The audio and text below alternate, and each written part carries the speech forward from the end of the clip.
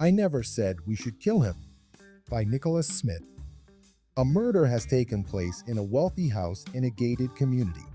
Two police officers, Philip Cole and Randall Turner, arrive on the scene, and they see that the owner of the house is dead in the middle of the floor.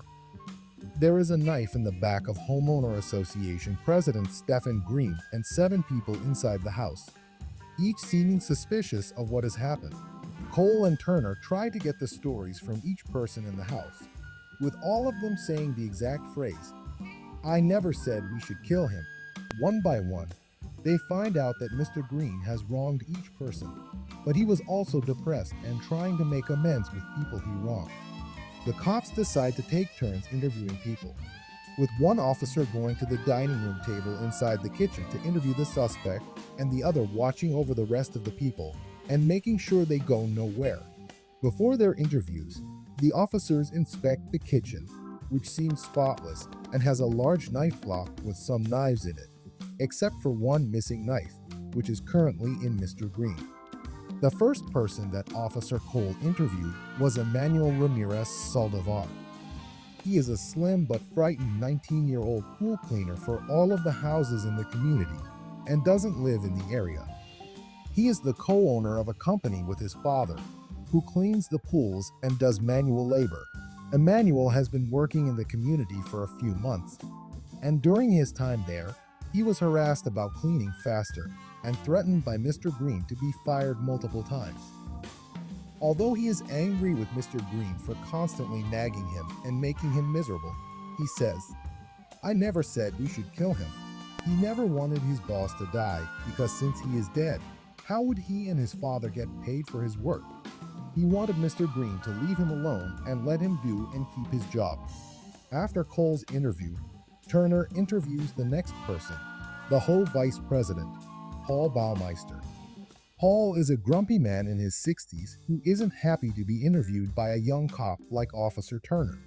In the interview, it is discovered that Baumeister was Mr. Green's business partner and that they were friends for a long time until he found out that Green had been stealing money from their business and the community tenants for his private purposes. When he confronted Green about this, they had a giant argument, which left them both angry. However, he never told anyone. He says, "I never said we should kill him." Paul was planning to take the information and receipts about the theft, either sue Mr. Green or take it to the police, but not kill him. Officer Turner's interview is finished. The following person interviewed by Officer Cole is Dean Berdella. He is an overweight but short chef at a local restaurant in the city. Cole and Berdella bond over food for a little while before Cole discovers that Berdella lives a couple of houses down from the house they are in.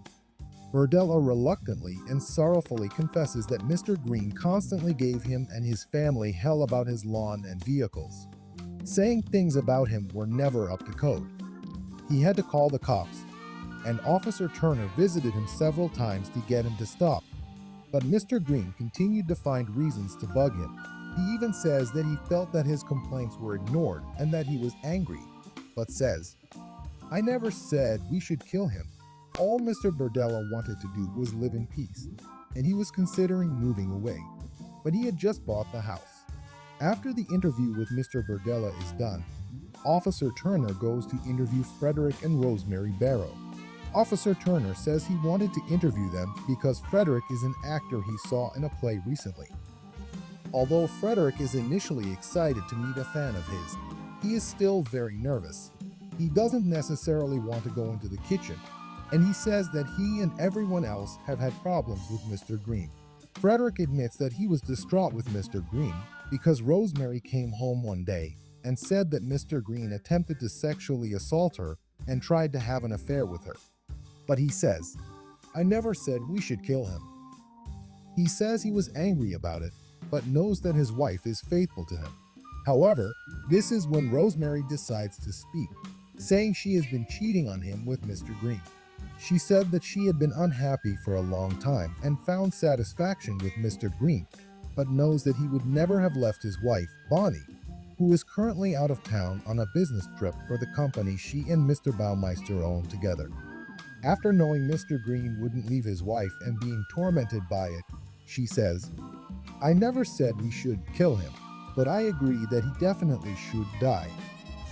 Mr. and Mrs. Barrow have a massive argument in front of everyone regarding Rosemary's infidelity, and Frederick storms away through the house. At the same time, Rosemary is saddened but barely cries over her marriage being over. The cops agreed that to avoid further blow-ups like this in front of everybody, they needed to interview people in the kitchen like before. Officer Turner then brings the next person to be interviewed, John Rhodes. He is a gentle giant at 6'6" and 280 pounds. He is a tow truck driver and the Homeowners Association's property manager, and got into many arguments. Rhodes says their problems culminated a couple of weeks ago when Mr. Green was drunk and driving in the neighborhood and crashed into his work truck. Officer Cole speculates that the man must have been angry, but he says Mr. Green did him a favor since insurance took care of getting him a new truck. He also says, "I never said we should kill him." He admits to saying the word kill, but given his laid-back demeanor, Cole believes him when he says that they should kill him softly with kindness and not be too hard on the guy. Mr. Green told him that he was struggling with his wife. He was having a difficult time, and things were coming ahead in his business. He was about to lose his business and, most likely, his marriage. With Mr. Rhodes' interview over, the last person interviewed by Officer Turner is Martin Bernardo Lopez, who has been silent and observed people the whole time with an unsettling look. Martin says he inherited his house from his parents and works in internet technology. He says Mr. Green was racist since his family is originally from Ecuador, and he constantly gave him grief about not fitting in or being a part of the neighborhood. He says Mr. Green reminded him of his childhood bullies, and he seemed very angry. But as Officer Turner asked if he wanted to kill Mr. Green, he calmly and stoically said, "I never said we should kill him." Officer Turner asked what was with his paws, and what did he mean by that? But Martin folded his arms and wouldn't speak again. Seeing as how he wasn't going to get any more information from Martin, Officer Turner then decided to end his investigation. Everyone stands out in the hallway around the dead body, which still has the knife in it. Officer Cole and Turner say they must make a judgment call and arrest somebody. Officer Turner goes to get some water because he says his throat is parched. While in the kitchen, he notices the knife block that he looked at every time he went to the kitchen and sees that all the knives are gone. Frightened, Officer Turner returns to Officer Cole and tells him all the knives are gone. They denote that someone must have had the knives. They search everyone and realize that Frederick has a knife and try to attack Rosemary when the cops tackle him to the ground and put him in handcuffs. As the cops are about to take Frederick outside, a woman appears and stabs Officer Turner. It turns out to be Bonnie, the wife of Mr. Green.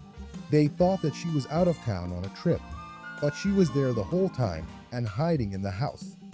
She admits that she killed her husband for insurance money for the business they had, but she wasn't the only one.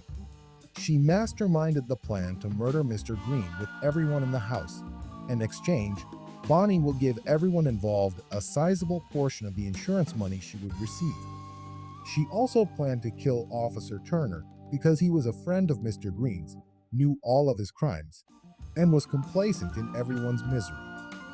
Bonnie releases Frederick from his handcuffs and gives a knife back to him.